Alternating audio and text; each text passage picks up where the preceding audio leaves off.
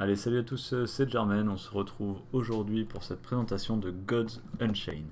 Alors qu'est-ce que c'est que ce jeu? C'est en fait un Hearthstone-like. Il y a énormément de similitudes avec Hearthstone. La différence, c'est que ce jeu se veut être un play to earn. Il faut comprendre jouer pour posséder les cartes. En effet, l'objectif dans ce jeu, c'est de pouvoir avoir la vraie possession des cartes. Au contraire d'autres jeux où les cartes restent la possession de l'éditeur, je prends le cas d'Hearthstone par exemple, c'est Blizzard qui détient les cartes. Là, les cartes vont vraiment vous appartenir et vous aurez l'opportunité de les échanger et de les vendre. Alors, comment ça se passe concrètement? Vous avez ici un launcher. Dans ce launcher, il va falloir que vous ayez un portefeuille crypto qui soit lié. Vous trouverez plein de tutos en ligne pour le faire, c'est pas très difficile. Vous verrez, vous créez vous regardez, il y a un tuto qui explique exactement comment faire. Si vous avez besoin, vous me demandez dans les commentaires, je vous ferai une vidéo. Là, c'est pas l'objet de cette vidéo. Là, on est vraiment sur une petite présentation générale du concept du jeu. On a donc Arena qui permet de faire des batailles. Donc là, moi, je suis niveau 23, j'ai commencé il y a quelques jours.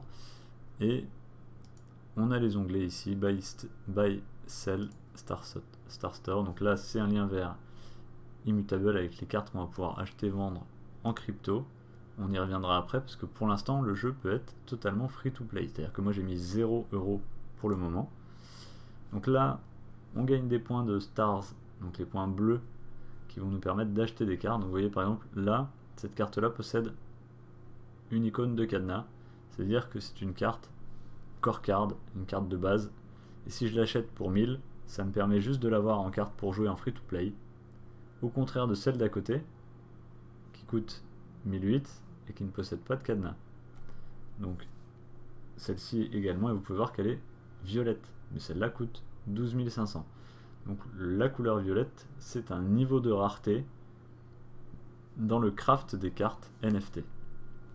Alors le NFT, c'est quoi? C'est non-fungible token, non fongible token. Hein. Et qu'est-ce que c'est que la fongibilité d'un token? Vous prenez un bitcoin, le premier qui a été créé, le dernier qui a été créé, les deux ont la même valeur. D'accord? Ils sont fongibles. Là, la carte ici, une fois qu'elle aura été achetée, elle est non fongible, c'est-à-dire qu'elle a sa valeur au moment où moi je la possède, et dans la blockchain, c'est écrit que c'est Jermaine qui possède cette édition-là. Donc, il y a un côté unique de la carte. Imaginez que vous récupérez une carte d'un grand joueur, un grand streamer, eh bien elle aura plus de valeur, sans doute, que une simple carte que vous aurez créée vous-même. Alors la collection elle est assez variée, on va regarder un petit peu. Hein. Ici voilà, donc là moi je suis à, c'est marqué 217 cartes en haut, et vous voyez que la collection est relativement fournie. Hein. Là on est que sur les cartes de niveau, non, on les a toutes, j'ai rien dit. Donc c'est plutôt intéressant, la collection est vraiment très fournie. On a des cartes qui ressemblent beaucoup à Hearthstone, hein, on va y revenir après. Donc pour tous ceux qui ont joué à Hearthstone avant, vous ne serez pas perdus. On a le côté un petit peu histoire qui est en moins, parce qu'on avait beaucoup de créatures assez mythiques dans Hearthstone qu'on ne retrouve pas ici hein, nécessairement. Mais les effets de cartes sont plus ou moins les mêmes, avec quelques différences. Ceci dit, il y a des choses en plus. Alors on est obligé, voilà, le petit problème c'est que l'interface n'est pas forcément bien faite, on est obligé de fermer ici la croix pour pouvoir accéder à la suite.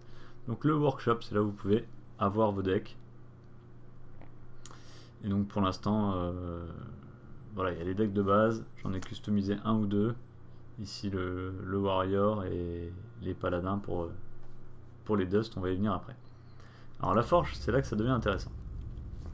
Alors pour l'instant, elle est totalement disable pour plusieurs raisons. Alors, la première, c'est qu'ils ont lancé une période qui va être la pré-saison 1, on va dire. Et pendant cette période-là, il y a un event en cours et du coup, ils n'ont pas voulu mettre la forge. La deuxième raison, c'est qu'il y a des frais sur la blockchain avec l'Ethereum. Et du coup, ils ont cherché un moyen d'éviter que les joueurs payent les frais à chaque fois qu'ils échangent des cartes, et donc ils ont créé pour cela la plateforme qui s'appelle Immutable, mais qui est encore en mode développement.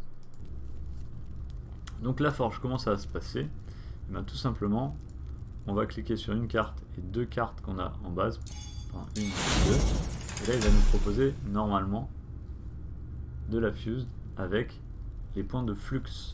Alors, les points de flux, on va y revenir, c'est les points jaunes qu'il y a ici. On va voir comment gagner du flux après. Ici, fusing cost, pour vous donner un petit peu un aperçu des cartes. Donc quand j'ai deux cartes identiques de base, ça me donne une carte de niveau, ce qu'on appelle météorite, qui elle, si j'ai bien compris, devient une carte NFT. Il y a des niveaux de rareté NFT, météorite, shadow, gold, diamond. Ici vous avez 5 cartes identiques pour en faire une de niveau supérieur. Vous comprenez qu'il va falloir 5, 10, 15, 20, 25 cartes de niveau météorite pour faire 5 cartes de niveau shadow. Et il va falloir ensuite de nouveau 5 cartes de chaque pour faire des golds, donc c'est exponentiel. Donc il va falloir beaucoup de cartes pour réussir à monter les cartes niveau diamond, d'où la valeur de cette carte à la fin en NFT qui va valoir sans doute un certain prix en Ethereum. Donc l'idée c'est quoi? C'est que quand vous faites votre défi 25 du week-end, le niveau de cartes de votre deck, donc imaginez que vous avez que des cartes de niveau météorite, eh bien, si vous avez des cartes de niveau météorite, ça va vous rapporter plus de récompenses. Donc pour un même nombre de victoires, donc là par exemple j'ai fait 17 victoires je crois, 17-18, et bien si mes cartes avaient été de niveau météorite, je gagnais des récompenses supplémentaires. Voilà. Et ces cartes là seront échangeables contre de l'argent ou contre d'autres cartes sur le marché des transferts. Open pack, donc comme dans Hearthstone, hein, vous avez vos paquets ici, vous les glissez et ça vous permet d'ouvrir. Alors là je suis sur gudeck.com, donc Gods Unchained, un site qui répertorie un petit peu l'historique. Donc ici il y a l'événement du week-end. L'événement du week-end c'est quoi? C'est tout simplement un fut de chambre de FIFA, mais version Gods Unchained.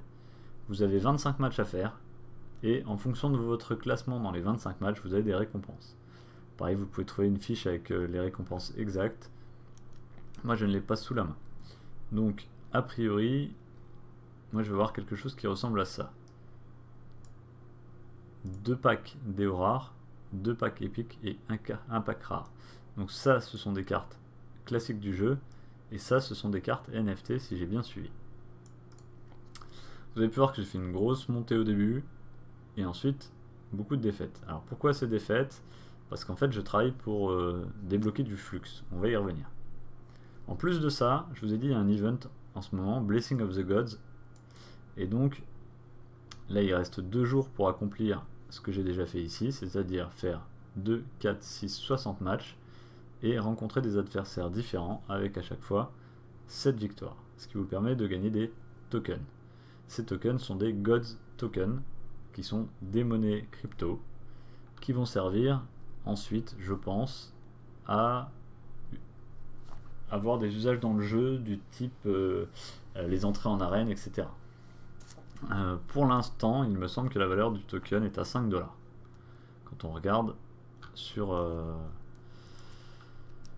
les marchés, et en dessous vous avez vos statistiques avec les différentes classes que vous avez utilisées. Donc ça, c'est une chose.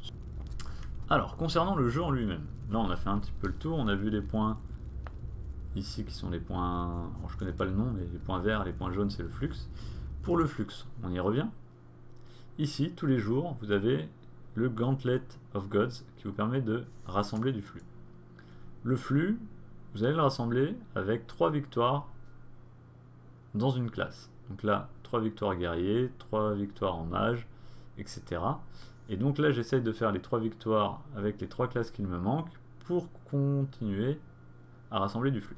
Vous avez vu, aujourd'hui, c'est le seul jour où j'ai commencé à faire du flux. C'est-à-dire j'ai compris ça aujourd'hui. Regardez, j'ai fait 2 jours avant, 281. Aujourd'hui, 227. Donc j'ai presque déjà plus aujourd'hui que tout ce que j'avais fait avant. Donc c'est hyper important d'essayer d'avoir des victoires avec tous les decks, tous les jours, pour le flux, pour pouvoir faire les forges. Alors vous avez vu, je crois que c'est 20 pour forger une carte de base, c'est 40 pour une carte épique, 60 pour une rare et 100 pour une légendaire. Donc il va falloir du flux, surtout si on veut faire monter les cartes assez haut. Donc ça c'est l'explication de ma chute de victoire tout à l'heure. Et une des choses intéressantes, donc là on va y aller en paladin pour cette démonstration. Donc là il y a des rangs hein, qui correspondent au rang d'Hearthstone également. Donc là vous avez un petit historique sur les personnages à chaque fois au début. Et je vais vous montrer une des spécificités de ce jeu qui est quand même assez intéressante. Alors il y a double spécificité. Alors déjà vous avez le choix, triple spécificité, vous avez le choix du pouvoir. Par exemple vous pouvez jouer prêtre Hearthstone, 2 points de mana, vous vous soignez de 2, mais vous pouvez jouer aussi paladin, summon de 2 tokens, ou alors vous réduisez de 1 en fonction de ce que vous avez en face. Donc là j'ai un guerrier, moi je vais prendre le soin. Donc ça permet vraiment de s'adapter à ce qu'on va trouver en face de nous. Alors le guerrier va être agressif normalement, donc moi je vais chercher des petites cartes, et là au lieu de faire un mulligan random, c'est carte par carte, vous avez 4 chances pour mulligan. Donc déjà je prends la carte la plus chère, voilà, je récupère une carte à 1, donc c'est bien. Ici vous avez la deuxième spécificité du jeu. La deuxième spécificité c'est quoi? C'est qu'au lieu d'avoir un token, une pièce comme dans Hearthstone, vous avez un système de diamants ici, qui correspondent à la pièce. Le joueur numéro 1 a aussi une pièce, et le joueur numéro 2 au lieu d'avoir une pièce il en a 3. Ce qui permet de rééquilibrer un petit peu le fait de jouer en deuxième. Donc les joueurs que j'ai interrogés me disent que jouer en deuxième est toujours bien plus mauvais. Mais moi je trouve que ça permet vraiment d'avoir plus de solutions. Par exemple là je peux très bien ici mettre mon Vanguard et prendre le trade. Alors je vais sans doute le faire. Et comme ça je reprends déjà le tempo du jeu. Troisième spécificité, c'est la possibilité d'avoir recours ici au Sanctum. Alors qu'est-ce que le Sanctum? Le Sanctum, eh bien, c'est cette zone-là, ce qui peut être considéré comme un side deck. Et en fonction des dégâts qu'on va mettre à l'adversaire, alors je crois que c'est noté quelque part, voilà, ici, on gagne la faveur des dieux, en fonction notamment des dégâts qu'on fait face, il me semble, et des créatures qu'on détruit sur le bord. Donc ici vous avez un nombre de points, donc je suis à 0, mon adversaire à 3. Et au bout d'un moment, on va pouvoir venir piocher ici. Voilà, une carte à 13, ce qui va permettre de faire d'une partie, enfin d'un point, une pioche, et de 2, de rééquilibrer. Alors ça c'est intéressant. Et même hein, le nombre de cartes ici, le timer avec la mèche au milieu, ici le cimetière, et ici le Sanctum. Donc le jeu est vraiment plaisant pour l'instant. Le seul souci c'est qu'à l'heure actuelle, comme la forge n'est pas disponible, et bien c'est comme si on jouait sans les poussières à Hearthstone. Donc c'est problématique parce que la seule façon de gagner des cartes c'est de monter en level. Donc il faut faire beaucoup de parties, des fois on tombe sur des personnes qui ont des decks très développés en face. Ce qui est assez ennuyant. Parce qu'on n'a pas forcément la même force de frappe. Qu'est-ce que je vais faire ici? J'ai 6 de mana. Alors, ça aussi une des particularités, vous avez, pour le tour suivant, on passe pas à 6, on passe à 5,5. Donc si je veux faire 6, il faudrait que j'utilise ma mana pour faire 6. Et ensuite, la même chose pour 7. Donc ça met en avant les decks tempo un peu, par rapport aux decks très contrôle qui vont arriver beaucoup plus tard du coup. Donc, là on va pouvoir aller chercher par exemple 1 dégât sur l'archer.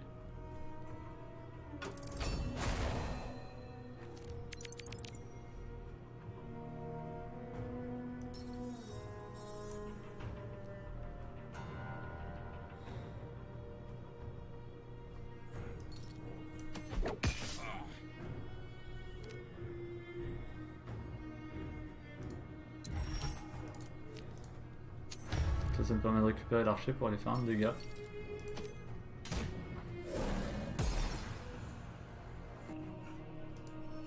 Donc voilà pour les spécificités, j'espère qu'on a fait le tour, que ça a répondu à vos questions. N'hésitez pas à liker la chaîne, à mettre un commentaire si vous avez des questions, et je vous ferai les vidéos en réponse sans problème. Allez, bon jeu à vous et à bientôt. Ciao ciao.